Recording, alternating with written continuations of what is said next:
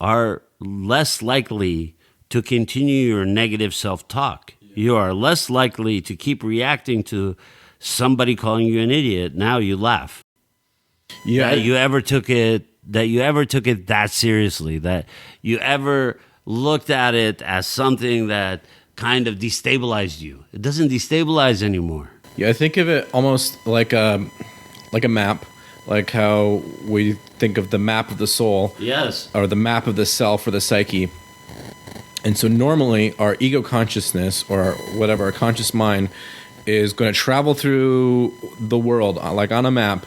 And on this map that's like, we'll say, filled with roads that we have to get through, normally, so in like a perfect world, all those roads are perfectly paved and easy to go through.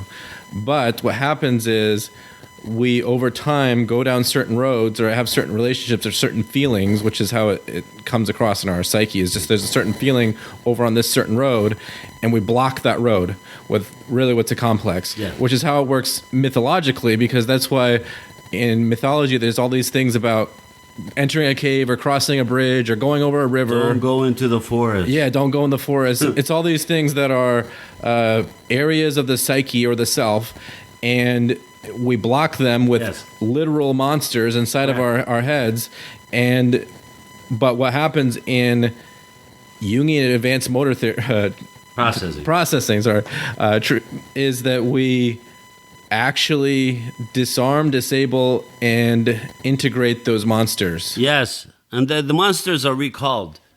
The monsters are recalled because the monsters are from our unconscious projections, as like a movie screen where you are projecting an image on there. Once you are not afraid of the road, you're not afraid of the monster. The monster looks like a puppy now, and it's walking with you. Yeah, you can play with it. Barking at you and keeping you from moving forward. It's actually saying, we need to move this way. It's running in front of you, looking at you like, are you going to follow me? Well, that's like Dorothy on the Yellow Brick Road, which is an archetypal journey. Correct. Every witch and scarecrow and Tin Man, she was afraid of them at first. Well, they're the archetypal four. Yeah. She is one of the four. Those are the symbols of the self. And who do they want to see? The wizard. They want to see the wizard. Yeah. And what is the wizard? The wizard is hiding behind these illusions. Right. To keep everybody in check, because the wizard is actually this tiny man who's terrified of the world. Yeah.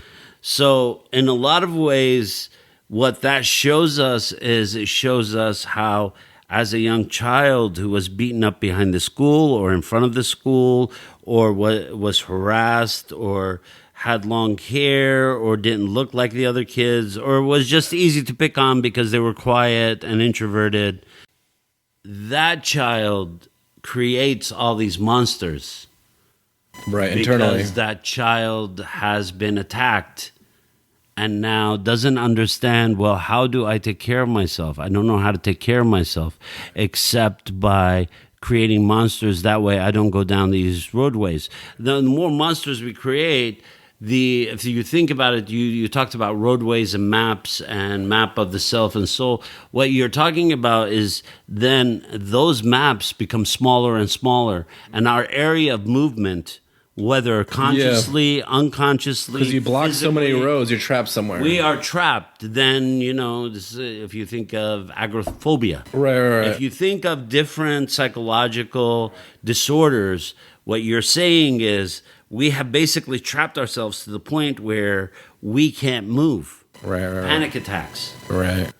Social isolation leads to not wanting to connect with people. Right. If you're socially isolated for a long period, I could sense it now because of the quarantine. Right. It's everywhere. You don't want to go outside and meet people because and usually people can cover that with a persona. Exactly. But now their personas are kind of falling off, and so we're just kind of like, rawr.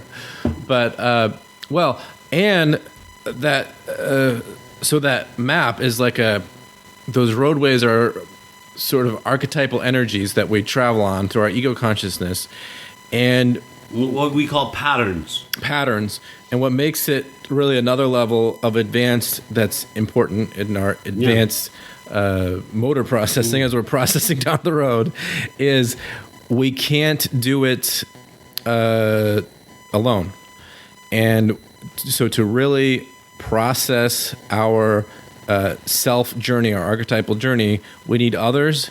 And a lot of times that's why we have trouble with other people, is because other people have been scary in our past and hurts have come from other people. So we block out other people.